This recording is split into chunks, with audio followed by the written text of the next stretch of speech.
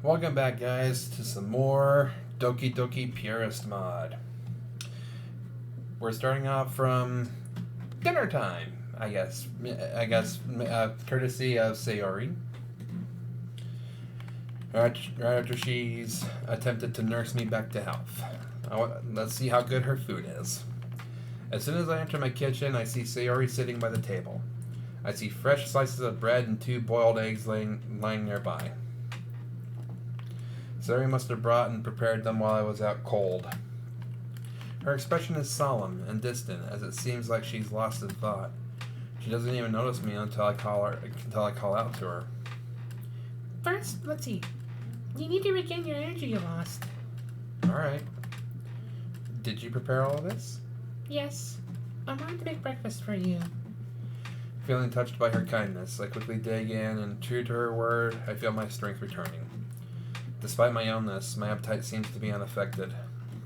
It's only when I finish eating that I notice Sayori hasn't even touched her share, and has been staring at me with a curious expression on her face this whole time. Not hungry? It's fine. I don't really feel like eating now. Don't worry. Well, I guess there's no way you'll let me go without learning why I fear abandonment, huh? I shake my head. I'm here for you, Sayori. If you're unhappy, and I know it, how can you expect me to be happy? You're too kind to me. I don't deserve that. She closes her eyes and sighs. Then she begins her tale. As she does, her voice sounds cold and the music sounds depressing and emotionless, as if she's reading out a script without putting much thought into the words. As you know, I've always put others before myself. It's mainly because of my personal beliefs. I don't want to be selfish and hurt others, even if the selfish way seems to be the best way to survive. As I grew up, I had to see so many people perform selfish actions just to make themselves happy. In kindergarten, one of my friends wanted a doll another girl had, so she stole it from her when the girl wasn't watching. I knew what she did, but I kept silent to not betray my friend. I acted selfish because I didn't want to lose someone who was precious to me at the time. Eventually, my friend pinned the blame on me to avoid getting into trouble. The girl she stole from hated me for it, and I could feel how much she hated me. Ever since then, I promised myself that I'd do everything I could to make others around me happy, no matter what. She falls silent and tears start rolling down her face. I try to get up, but she notices this and makes a gesture towards me that makes it clear that she wants me to stay. After a few sobs, she regains her composure and continues her tale. At the age when children attend elementary school, they become selfish. The other kids in my class noticed I couldn't do anything to defend myself, since that meant hurting them physically or emotionally, so they started to force me to do various favors for them. I did as they told me, since I wanted to make everyone happy. One of them, a boy in my class, seemed to genuinely care about me. He always defended me whenever they lashed out at me if I disappointed them. And actually, I guess I got a crush on him and devoted myself to making him happy. I would buy him sweets after school and even do his homework in his stead, no matter how much it tired me out. All to make him happy, since I was secretly, selfishly hoping that he would like me back. It was only after 4 years I found out he only used me. He never valued me as a person, and once I started to show clear signs of exhaustion, he started to mock me and call me weak and useless. He even spread horrible rumors when I wasn't looking, and slowly but surely destroyed my reputation to the point where I feared going back to school every day. Even after I learned what he did behind my back, I couldn't hate him. When he asked me for forgiveness, I forgave him immediately. Jeez, what an asshole. Sayori smiles bitterly and bites her lip. If only he was the only one, and if only the story ended here. One day, he announced to me that he got a girlfriend, and who'd have thought it was the same girl whose doll had been stolen. The two of them ganged up on me, telling me such awful things. How I'm nothing more than a tool, how I don't deserve friends and love, how I'm worthless. They were so persistent, I started to believe them, and still do. After all, this is my fault. If I hadn't been so selfish in my desire to make others happy, then maybe. She breaks down into a series of hysterical sobs. I walk over to her and hug her, letting her cry into me. Oh. Okay, this music just suddenly turned evil.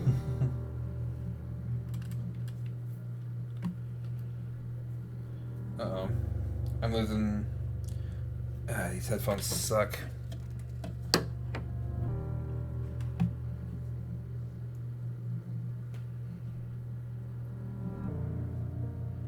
Hold on a second, guys. I'm trying to get the sound back in my headphones here. There we go. Sayori, listen to me. I won't abandon you. I'm not like those assholes. I value you as a person, not for what you do, but for who you are. But I'm so scared.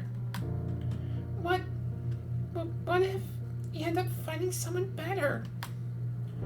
There really isn't any question of me finding someone, quote, better. Even if I did get other friends, I would still never abandon you like that. As for you thinking you're worthless, you're not. Definitely not. You're worth so much to me. And you're much better than you think you are. Isn't the fact that I'm standing here with you proof of that fact? If I haven't abandoned you when you're at your lowest point, you don't have to worry about me abandoning you in the future. Besides, as someone who's been abandoned by several friends and treated like a walking joke for most of his life, I know how you feel. I feel her grip tighten, and for a while, I just let her sob into me while I gently stroke her. Eventually, she calms down and sighs. I'm sorry you had to see that. I don't mind. I'm happy. Now I know more about you, Sayori. I'm happy you're my friend. And happy you makes me happy as well. I don't know if it's just my imagination or not, but she feels warmer all of a sudden. Thank you. You have no idea how much that means to me. Just know that you're not alone anymore. You don't have to face all your inner demons alone. I see her bright smile return. Okay. I trust you. How weird. What's up? This warmth I feel oddly relieved at having told you. I'm glad you're feeling better. Hey, that's my line. Don't forget, I came here to take care of you, not the other way around. How could I ever forget? But you can talk to me anytime, Sayori. No matter how big or small the problem is, if you have any concerns, you know I'm there for you, like you are for me. I know. And I appreciate that so much. But I'm still afraid I don't want to be a burden. You were never a burden to me. Since we're in the mood of confessing awkward things, I guess I shouldn't mention that without you in my life, I'd be completely alone. Nobody else takes me seriously. I doubt even my parents see me as anything other than a big doofus. But you always take me so seriously, and always treat me with respect. I owe you a lot more than I let on, you know? You're too kind.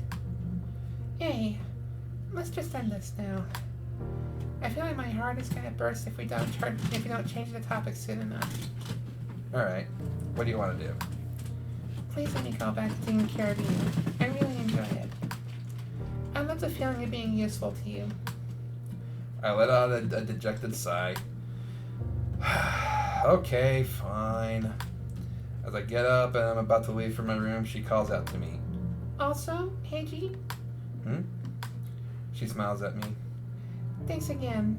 Talking to you always makes me feel so happy. I merely smile in response and head upstairs. The rest of the day goes without any drama. Sayori takes care of me, and even before the day is over, I can already feel my illness getting steadily weaker. Despite the comfort, however, there's a tension between us that wasn't there yesterday. Can't stop thinking about what she told me.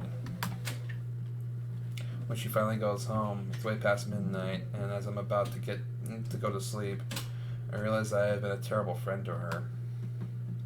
Never really paid attention to how much she was really suffering. Sayori. Before the darkness of sleep overwhelms me, I promise myself that I'll tell her how I feel about her tomorrow. I open my eyes to see the morning sunlight shining through my curtains.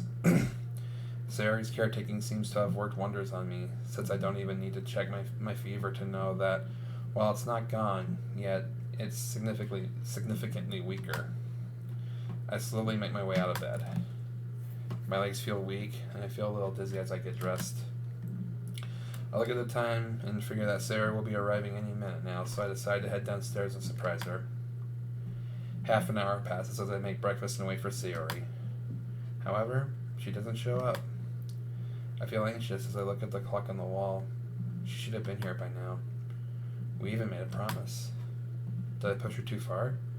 Did I scare her away of how suddenly I took an interest toward her situation? On the other hand, I know she's pretty clumsy and is prone to oversleeping. Maybe she's getting ready now.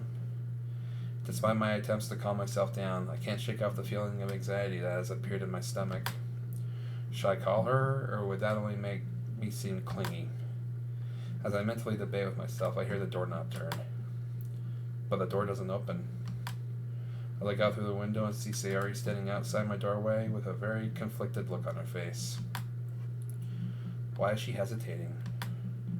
Does she not want to see me anymore?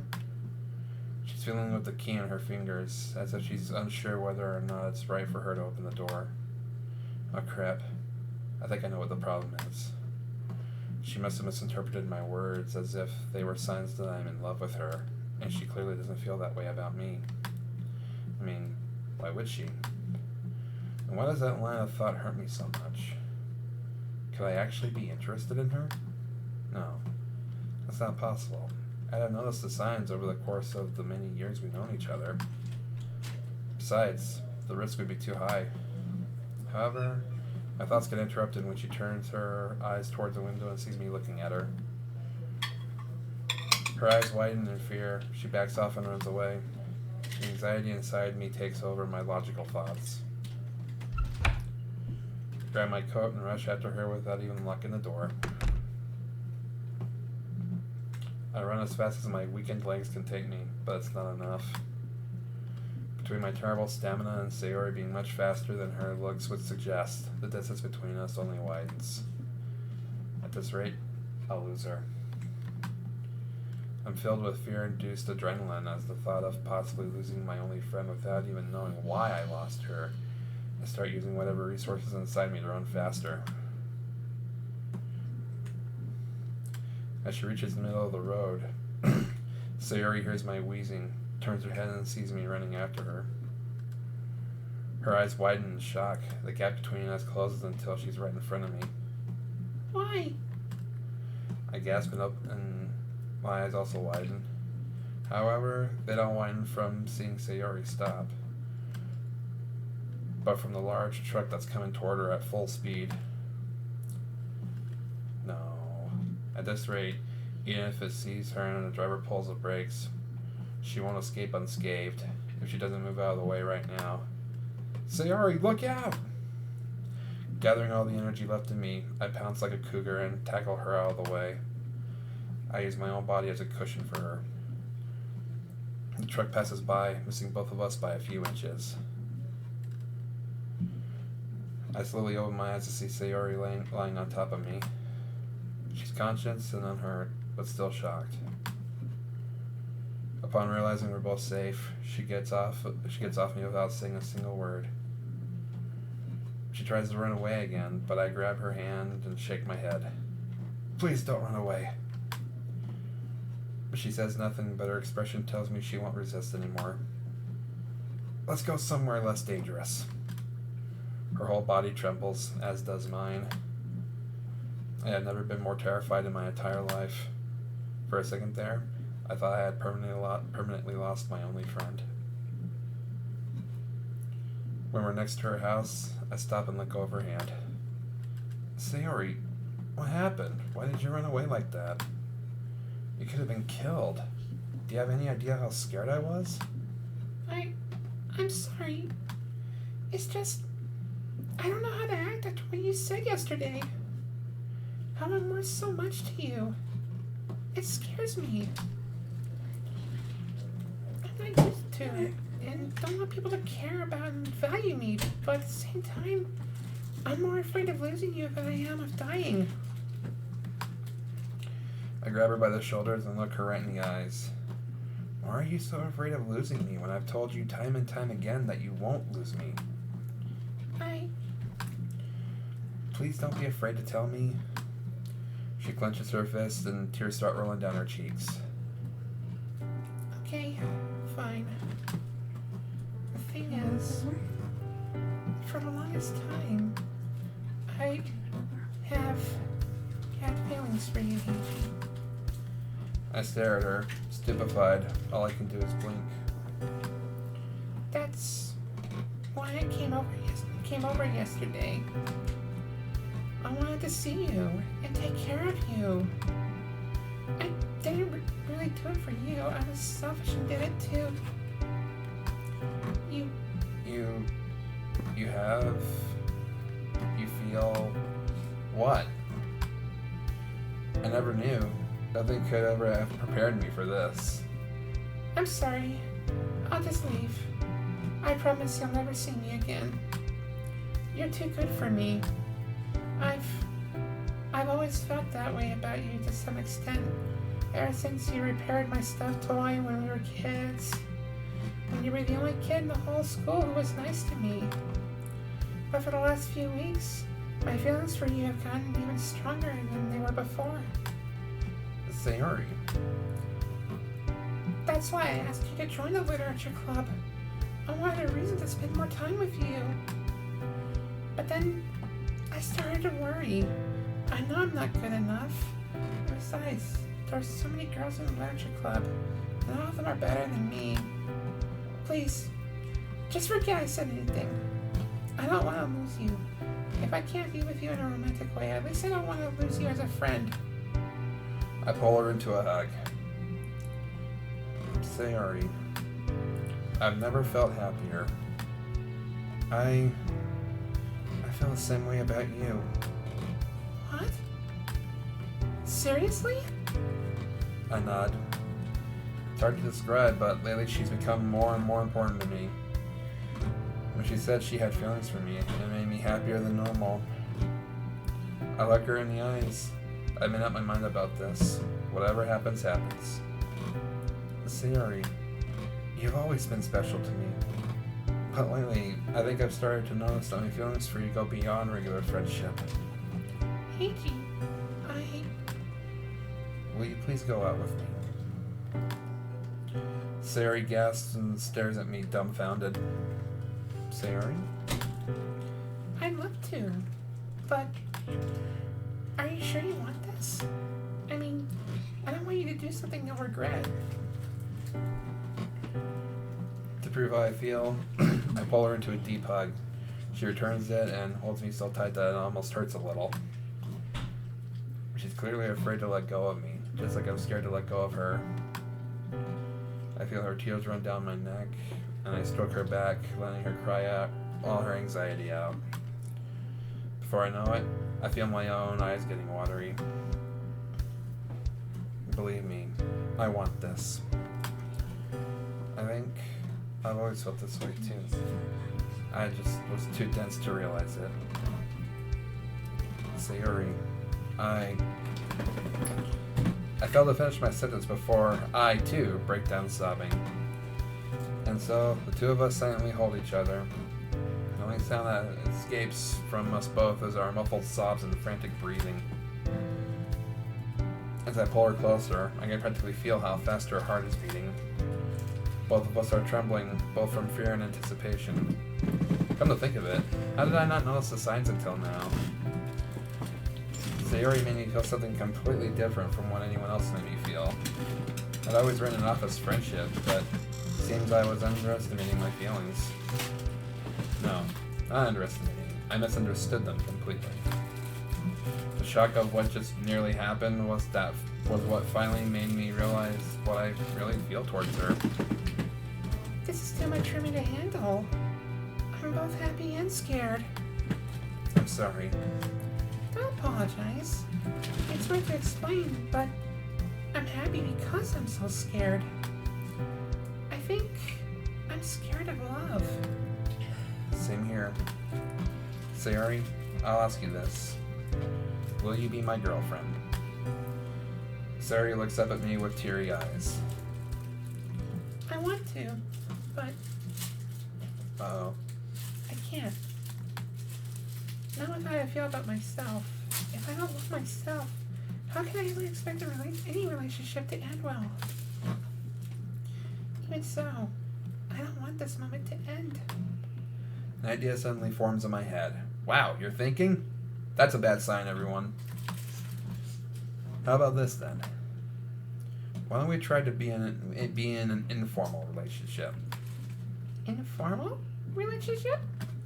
I nod and smile. I mean, we try to be in a relationship and are more than just friends, but progress slower than normal. We can do it at a pace. We can do it at a pace a pace we're both comfortable with. Now that I know, I don't think I want to forget. Me neither. But please, I hope you know what you're getting into. I mean, I'm really high maintenance, so to speak. As am I. But honestly, I don't mind. If it's you, I don't mind. I stroke her cheek and wipe her tears away. Call me weird, but I enjoy being able to help you. If I can make you smile, I'll be happy to maintain when needed. Wow. I don't know what this feeling is. Her tears start trickling down her face again, but this time she smiles. I've never been happier. I love you, baby. Hearing those words escape her mouth, directed at me, makes me feel a warm and fuzzy feeling inside. My whole body is heating up. I press her closer to me. Holding her like this feels so good. I love you too, Sayori. And I won't let you down, no matter how rough the ride gets. Sayori says nothing and merely cries in silence. Once she's done crying, she raises her head and looks me in the eyes. I see her close her eyes and move her face closer to mine. I close my eyes and meet her halfway, feeling her lips on mine. Her lips are so soft, if a little wet, and she presses so gently, it feels as if she's afraid I'll crumble to dust if she pushes too hard. I return the gesture. I feel so warm. This feeling can only be love. Only when I open my eyes does it start dawning on me that I've just had my first kiss. And that's with Sayori, the girl who I've always cared for as more than just a friend and who has been by my side since the beginning. Wow. That felt so good. Her voice is barely louder than a whisper. It sounds different now. It's more tender and gentle than usual. Heiji? Heiji? I know I might not be the best choice for you, but I'll try my very best to be the perfect partner for you. I shake my head. No, please don't try. I notice my own voice is also lower. I only want her to hear my words. I run my right hand through her hair. I love you as you are. Why? Because you're the one I fell in love with. I don't want you to try to be perfect, because nobody is. Though knowing you, you're too stubborn and will still try, huh? She laughs heartily. Looks like you're finally getting me after all these years. I'll do anything for you, Heiji. Anything to make you happy. To repay you for making me feel this way. As I hold her in my arms, I realize that I really am in love with her. And I'm so happy that someone as wonderful as her is in love with me. How can I ever make her feel as happy as I'm feeling now? Just promise me one thing. What is it? Please, let's not keep any secrets from each other anymore. To my surprise, Sayori nods. Okay, I promise you. Just promise me one thing as well, Heiji. I nod and take her hand in mine. They're so warm and clammy. Anything. Please, don't go. Ever. Even when you find someone better than me. I hold her tightly and whisper gently into her ear. Don't worry. I'm not even going to look in any other girl's direction. And besides, I don't think anyone can compare to you.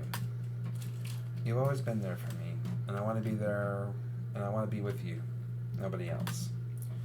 I love you so much. Nobody has ever said such kind and sweet things to me before. She suddenly gasps. Oh no! I completely forgot that you're still sick! Don't worry about it. I don't think I've ever felt better. Are you sure? I mean, I still took the day off so I could take care of you. As I nod, I get another idea. I still want to spend the day with you. I feel the same. Is that alright with you? I mean, if you want time to process what just happened, I understand. And she merely kisses me to shut me up. I've been dreaming of this day for so many years. What? I wish to spend every moment with you. If you'll let me, that is. I kiss her back and make it very clear that I want to spend the day with her. What would you like to do, though? I don't really care, as long as it's something I do together with you. I feel the same way. Though we should probably find something to do. How about going to that park? That sounds lovely. We break apart and start walking towards the bus stop. However, partway through, Sayori suddenly stops. Sayori? Are you alright?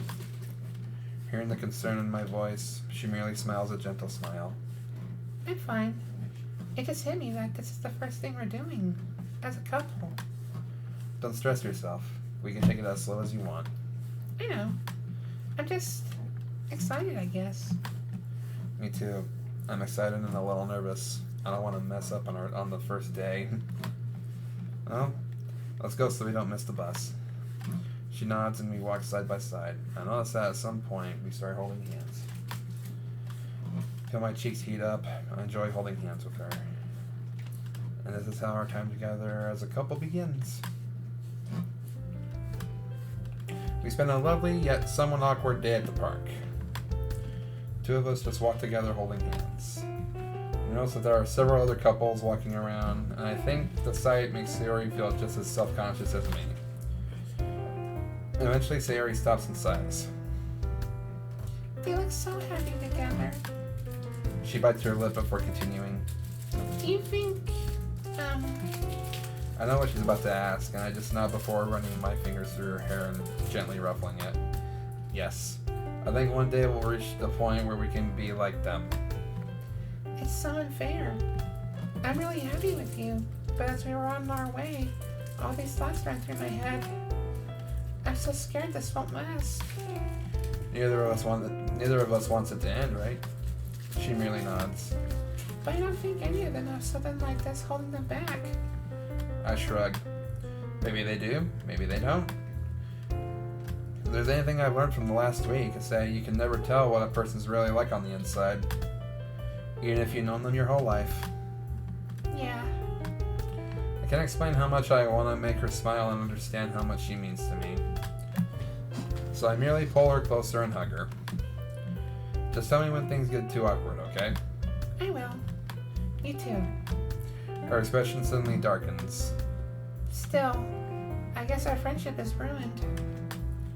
Things will never be the same, and that scares me. Scares me a little bit too. But I think we should take the risk if it makes us happy. Unless you're unhappy. Do you want to go back to how things were this morning?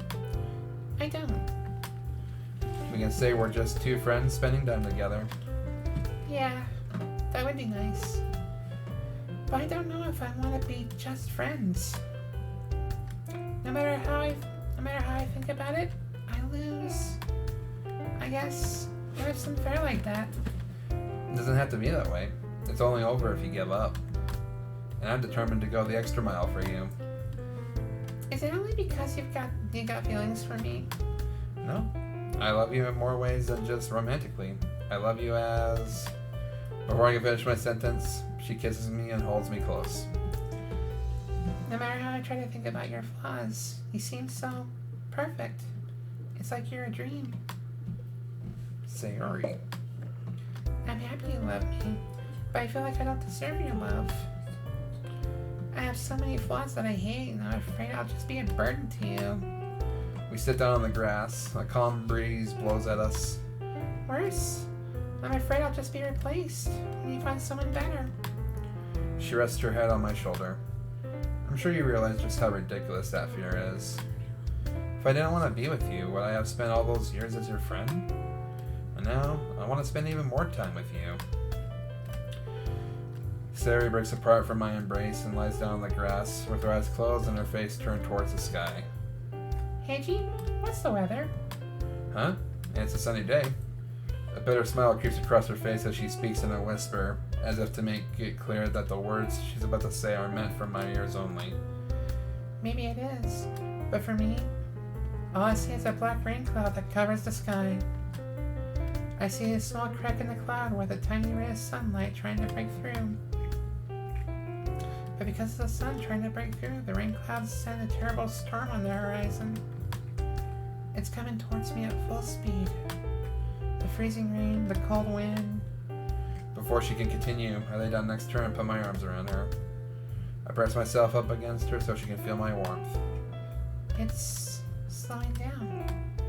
She opens her eyes and continues in the same whisper.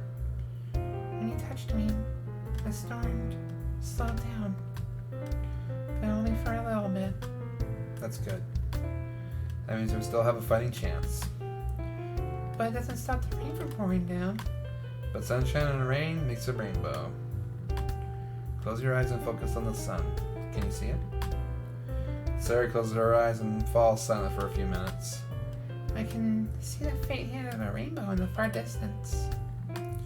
It's hard to make out since it's so far away, but I think I can see it.